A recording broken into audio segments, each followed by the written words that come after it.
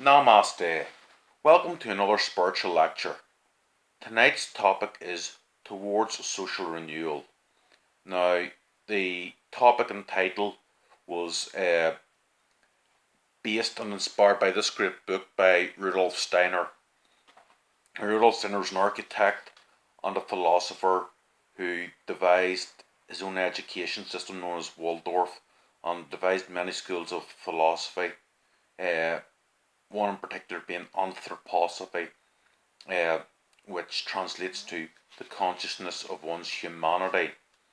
So, basically, going to offer advice on how you can basically be attuned to your qualities and how you can use the skills you possess to both improve yourself and make slight adjustments to the imperfections that may feature in the society around you.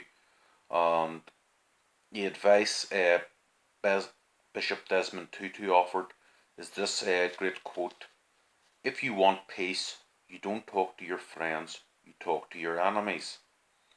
And that is quite a brave thing to do, and it's quite a bold and profound statement. And the reason why you would do this is you accept that the enemy is your enemy because of a disagreement or because they're maybe going through some sense of injustice. And you basically believe that you have the integrity of godlike wisdom in Greek theosophy within you, and you basically want to offer them a little bit of help to reach their full potential.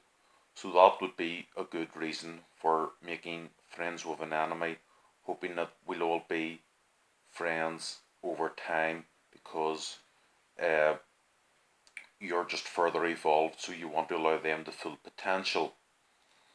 And then that leads me to another quote by St. Francis of Assisi, which is: "Where there is charity and wisdom, there is neither fear nor ignorance."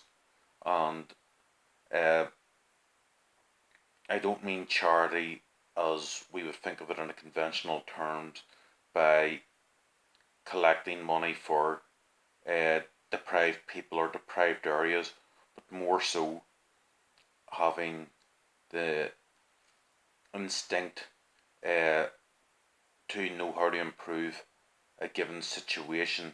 And charity, like magic,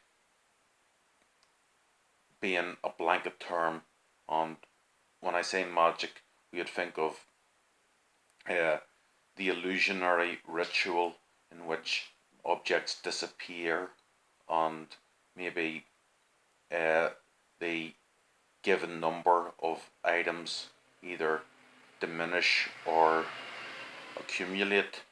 That's one uh, term for magic, but just magic as a metaphor for being about the intent. Uh, so just having that instinct to observe a problem and having the determination to make things a little bit better in very subtle ways.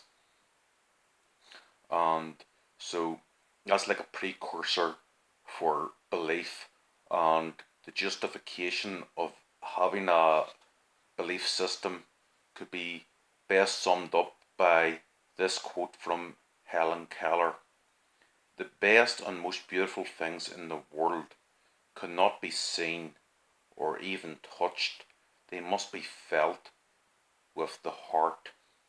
Now, a lot of scientists are of a humanistic or atheistic standpoint where they argue you can only say that something exists if it can be physically seen and touched, and angels, demons, gods, goddesses, heavens, hells, etc., are merely superstition. Well, I would like to say that they exist metaphorically, and they are psychological states of a given moment or emotion.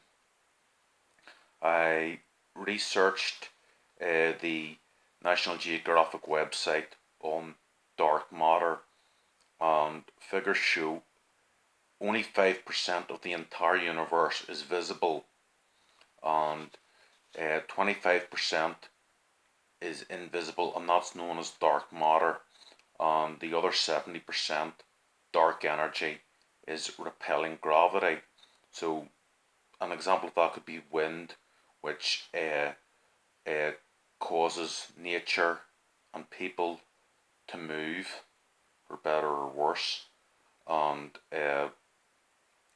can also be what restricts a thing or person from moving, and it can also be like an anchor on a psychological state like the brain that might ground us with a certain attitude that keeps us blind and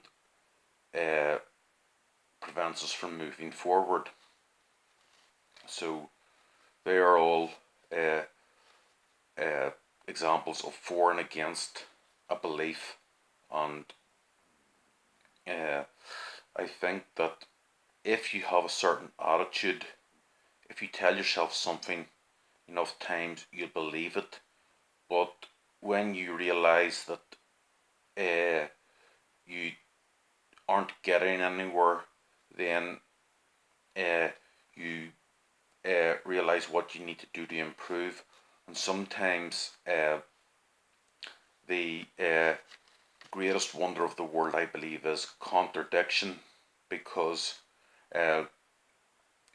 you think you know something, or you do something and you become very rigid in your attitude.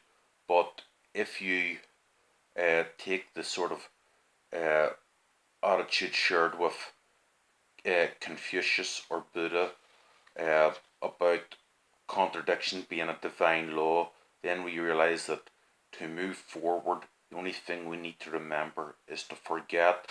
And if we just choose not to have an opinion or a belief about a certain matter, then we might evolve stronger. And that's best summed up by another great quote of Bruce Lee's: be formless, be shapeless like water. And like I said, if we just decide to believe in not believing, the reward or outcome could be greater, and